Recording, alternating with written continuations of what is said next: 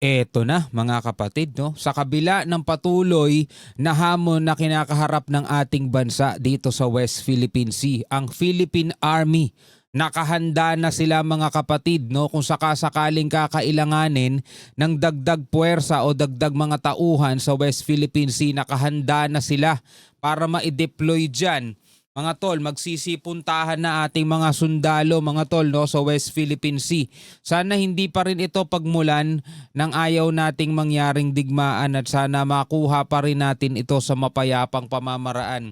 Tulad nga na lagi nating sinasabi, respeto lang kasi talaga ang problema natin dito sa China.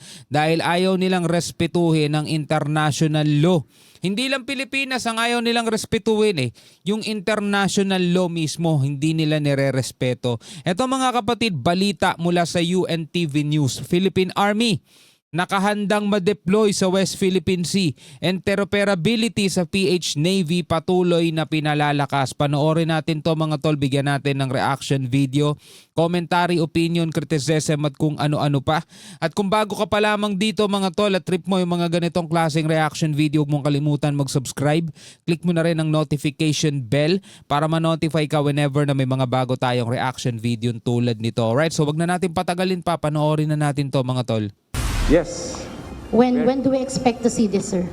soon. Within the year? I'm just waiting for them to call in the army. Naghihintay lang daw, sabing gano'n ni Lieutenant General Roy Galido. Hinihintay lang daw na tawagin ng Philippine Army, ang ating mga sundalo, nakahanda na sila mga tol. Within the year?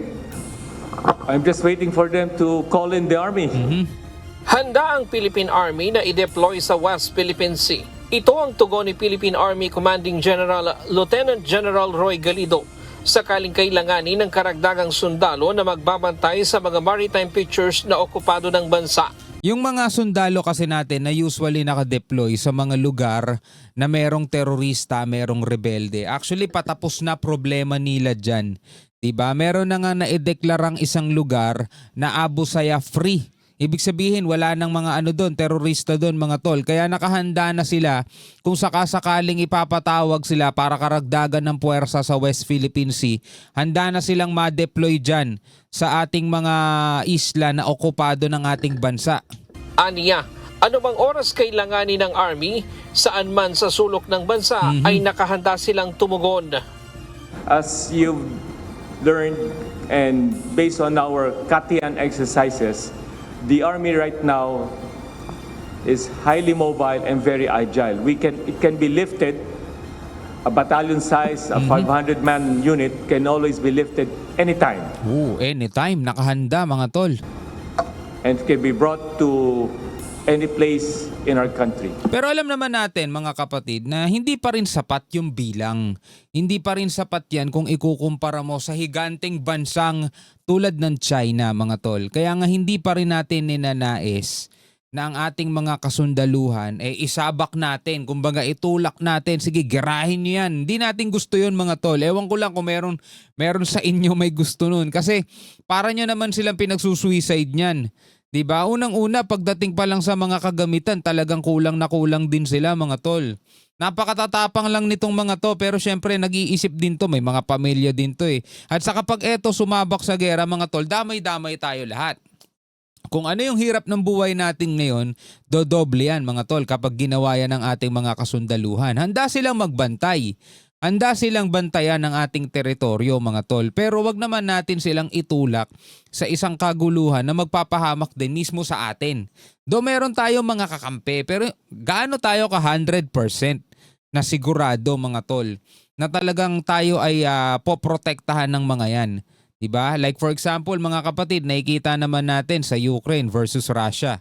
Diba? Ukraine pa rin naman ang nakikipaglaban sa Russia. Do may mga tulong na natatanggap. Pero di amak na mas malakas din naman kasi ang Ukraine kumpara sa atin, di ba? Pero sila pa rin yung nakikipagbakbakan. Kung tayo makikipagbakbakan dyan, paano na tayo niyan? Ang Philippine Navy ang pangunahing unit ng sandataang lakas ng bansa kung saan ang Western Command sa Palawan ang pangunahing may mandato sa pagbabantay ng mga teritoryo ng Pilipinas sa West Philippine Sea. Sa patuloy na pagtutok ng sandataang lakas ng Pilipinas sa external defense, Kaakibat nito ang pagpapalakas ng ugnayan at pagsasanay kasama ang iba't ibang unit ng AFP. Pinag-aaralan din nila kung paano maiiwasan ang overlapping of capabilities ng Philippine Army at Philippine Navy upang maiwasang masayang ang limitadong resources ng sandataang lakas. Tama yun. And interoperability when it comes to maritime is now very important. The Navy is out there. That's one role of the Army is how can the Army complement the efforts of the Philippine Navy and the special units in terms of seaborne operation, which the Army has a capability as well.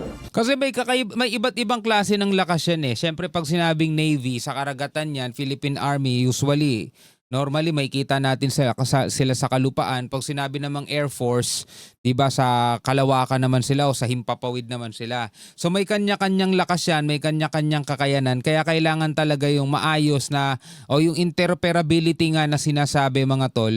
Kaya kailangan nilang mas lalo pang palakasin yan sa pamamagitan din syempre ng mga ehersisyo o mga exercises na ginagawa nila para hindi masayang yung limitadong resources nga na sinasabi. Kasi limitado lang talaga resources ng ating mga kasundaluhan. Lalo ngayon mga tol, ang focus ng ating mga mahal na lingkod bayan sa impeachment. Diba? Nagtatalo ngayon ang Senado at saka ang Kongreso. Diba? Dahil ang Senado binalik sa Kongreso ang impeachment articles laban kay Sara Duterte. Tapos ang Kongreso naman ayaw nilang tanggapin. So doon sila nakafocus eh. Hindi pa nauupo mga tol, yung mga bagong halal.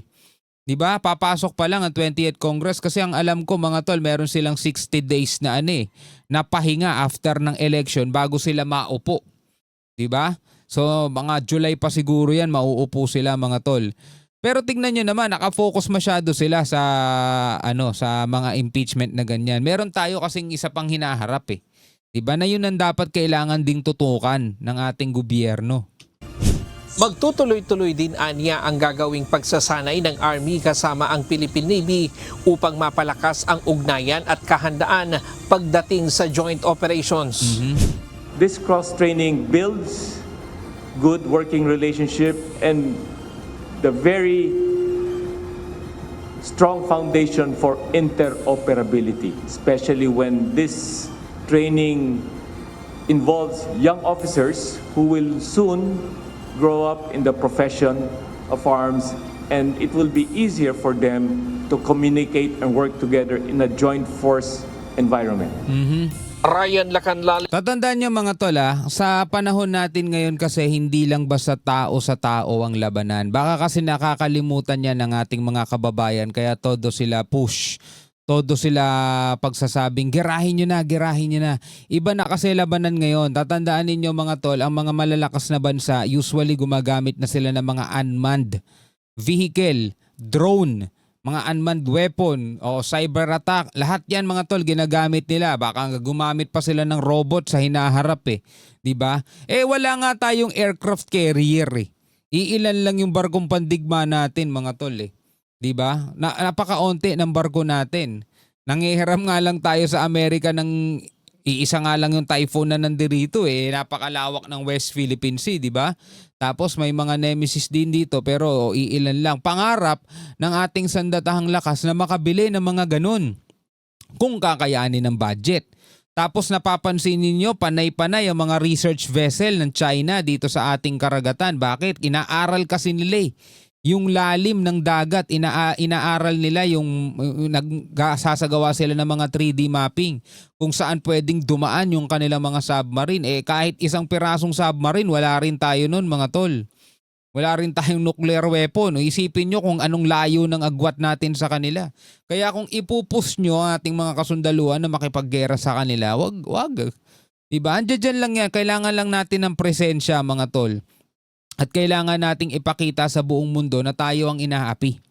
Diba? Para mas marami pang tumulong sa atin mga tol. Kasi ang gusto rin naman ng China, manalo nang hindi na pumapasok pa sa gera.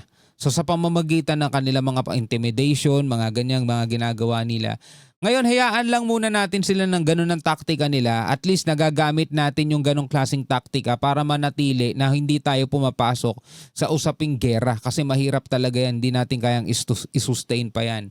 Alright, so ikaw bilang isang Pilipino, ano masasabi mo dyan? Comment ka na lamang sa ibaba. Hanggang sa muli, ako nga pala si Shobal D. Peace out.